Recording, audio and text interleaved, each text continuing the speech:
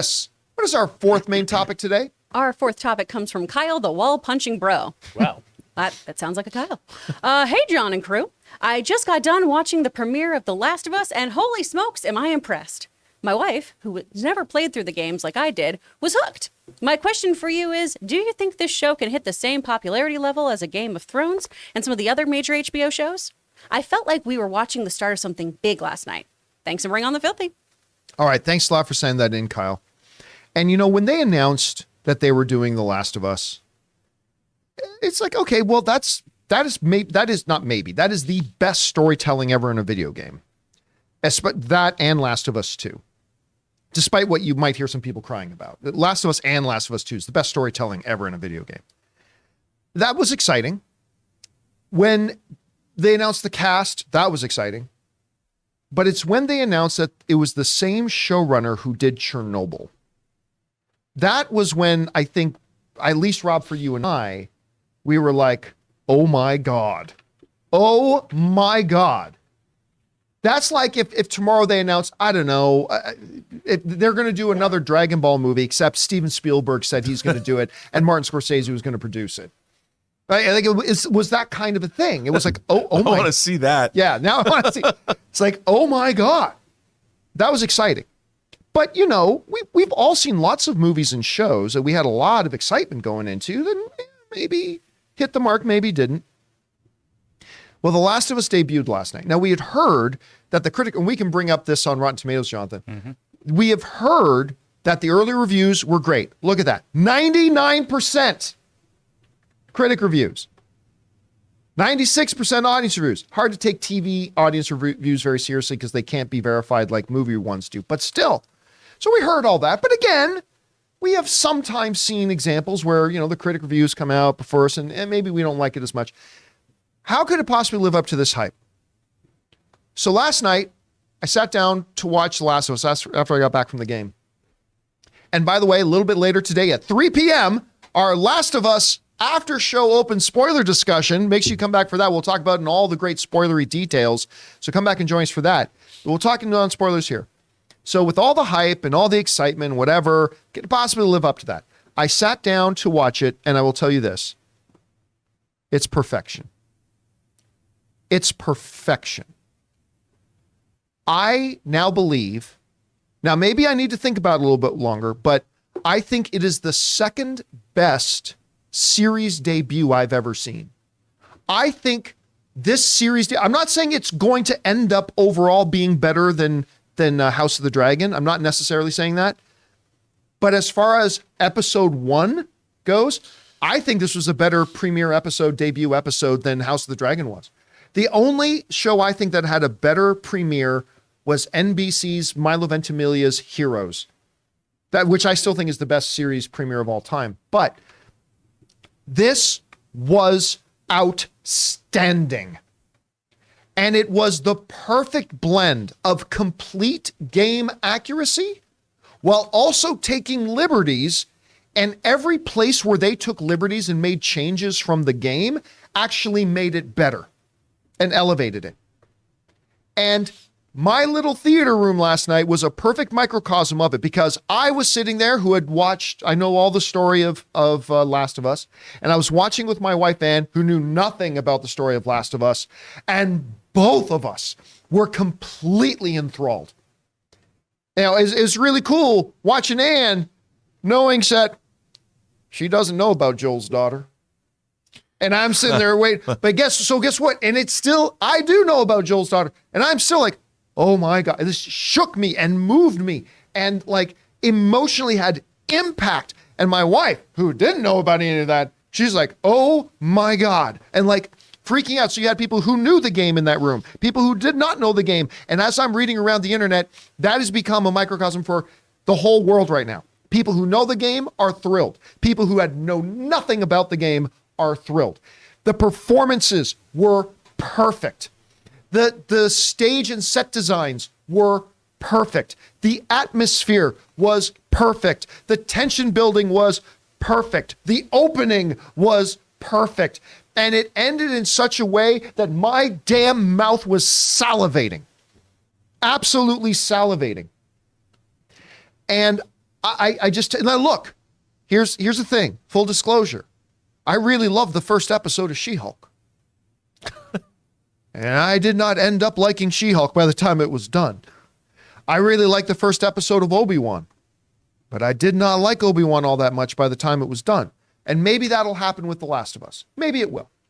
Right now, we're just talking about the first 85 minutes, the first episode that dropped. I can't imagine a way it could have been better.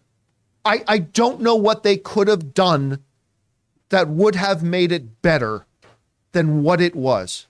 I loved this thing. I am so excited. I mean, I've already been excited about Sundays with Tulsa King and a few other things, but I'm telling you, man, this absolutely blew my mind. I loved what I saw. Guys, we want to take a second to thank a sponsor of today's video, Rocket Money. Do you know how much your subscriptions cost? Most Americans think they spend around $80 a month on subscriptions, when the actual total is closer to $200. If you don't know exactly how much you're spending every month, you need Rocket Money. When I started using Rocket Money, I couldn't believe how many things I was still paying for. Ann and I haven't lived in Burbank for almost 2 years, and I didn't realize I was still paying for a gym membership in Burbank for 2 years. Rocket Money, formerly known as Truebill, is a personal finance app that finds and cancels your unwanted subscriptions, monitors your spending, and helps you lower your bills, all in one place. Over 80% of people have subscriptions that they've forgotten about, like that streaming service you bought to watch just one show on, or that free trial that you never even used, or like me, a gym membership in Burbank. Simply find the subscriptions you don't want and press cancel, and Rocket Money will cancel it for you. So stop throwing your money away. Cancel unwanted subscriptions and manage your expenses the easy way by going to rocketmoney.com/Campea. That's rocketmoney.com/Campea. Chris, you had a chance to watch Last of Us. Yeah. What did you think about it? Oh, I loved it so much. I was so excited because, like you, I watched it with some people who knew nothing about the game, and I was really surprised, actually. Usually we watch, Game of Thrones or House of the Dragon on Sundays. Now we're switching to this, and it was just me, the host, and my husband who had actually played through it. So everyone did not know what to expect. They asked me what it was about, and I just said angry mushrooms, and then we were off to the races. And I feel like that's a very succinct description of this show. That's a pretty good description. And man, it was so great for everyone to experience this with those different kind of narrative perspectives, but still be so moved by it. Before the show started, we were talking about how they do some things that are shot for shot from the game that are so beautifully executed that really give you that kind of same kind of gameplay experience of, oh, this is happening to me and I can experience this on a whole different level. They really fleshed out some other characters from the game too, so that, my husband brought this up, you have that still same sense of agency because, those stakes are really raised because these are real people, not just kind of NPCs. Man, It is so well done. And I really hope too, though, that very small but vocal group of people who were not okay with Bella Ramsey being cast as Ellie, I hope they are eating so much crow because she is so good. They still think they're right. Oh, she's so phenomenal in this. She nails it as Ellie. Rob, you had a chance to sit down and watch you've had very, very high hopes going into it, but what did you think about the episode? Well, first of all, I thought it was an incredible adaptation of the game. It's a terrific, and when I say adaptation, they took the best parts of the game and then they plussed certain things. They changed a few things, but only, as you put it earlier before we went on the show, to make things better. Because it's different. When you're playing a game character, there are shortcuts in a game that make you involved in the game. Well, as a dramatic narrative, you have to do things like, without giving spoilers, they just had to, I thought they brought things down and made them more personal for Joel, as opposed to being a little bit more not as personal in the game. And that really worked. And that's what adaptation is. We'll talk about that more on the spoiler show. But I thought, my God, the care that was put into this.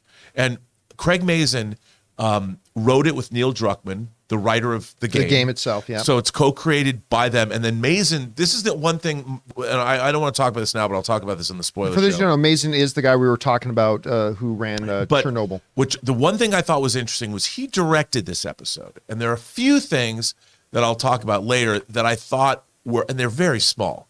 And they're just little things that I thought were irksome that came from his direction that happened later, the second half of the show. But tiny. But for the most part, this show, dude, the first 25 minutes of this was a banger. I mean, like, I was literally the tension that is created and the way it's done. And I will say that I was talking about this earlier before we went on. There's one shot, and all I'm going to say is you're waiting for something. You're like, what's going to happen? And for those of you who haven't watched the game, there's one shot where one of our characters is in the foreground, and you see something in the background out of focus that shows you that all hell is going to break loose. And I was like, oh my God. By the way, this whole time I'm having this at the ready. Yeah, but I'm just saying it's a shot, and you'll know when you see it. Spoiler pig is ready. You'll know when you see it. And I'm like, that was genius. And it was the entire first 25 minutes of this was literally the most tension-inducing thing.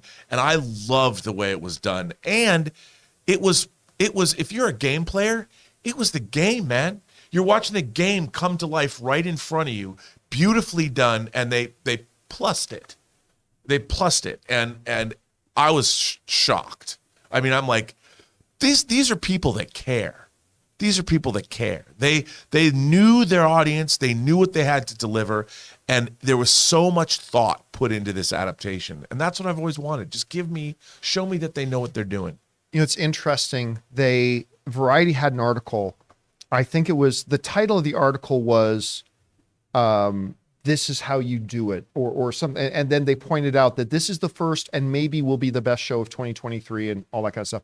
But one of the things that they pointed out, which I thought was an important point to make, was that forget, Jonathan, we got Chris on screen there. Oh, hi. Forget. Yeah, that was just on my end. No, it's on the stream. Forget the fact that this was a video game. Oh yeah, it wouldn't matter. Right. That's the point the Variety writer made. It's like, it wouldn't matter. Like, for the majority of people who watched HBO last night, they couldn't care less about the game. They've never heard the game. They've never seen the game. So forget that. It by itself, even if it wasn't based on a celebrated video game, this is the first great television of 2023.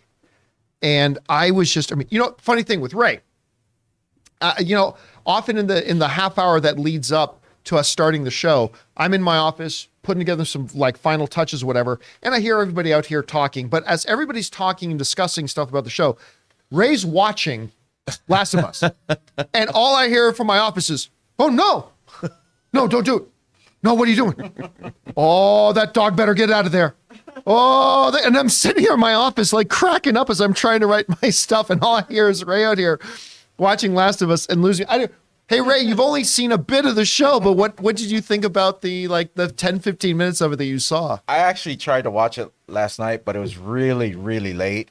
And it got to a certain part and I was just like, I'm going to start looking over my shoulders, so I'm not going to finish it. So I came in today wanting to finish it, but I still haven't finished it. But yeah, it gives me the creeps. It's like, intense. It's intense. Exactly. Like it makes you tense up. It's like, what's going to happen? I know nothing of the game. So I guess that's good for me. That is good for you. Yeah. That's actually really good for you. I couldn't play that game at night, which I know everyone in this room knows that I'm a big wimp, but when it got dark out, I was like, well, we're done with this. Yeah. It's spooky. I purposely turned it off last night. Like I said, nope, because there's no one near me. It's dark. It's like 3 a.m. Let's turn it off. By the way, I don't know. I didn't go back and look at this, but the opening song for the opening credits, isn't that from the game? It's pretty reminiscent. I can't remember. It's not exactly? I can't remember, to be honest with you. I mean, it seemed pretty much the same. I thought that was pretty dope. I was like, I see it, but I don't know if that's okay.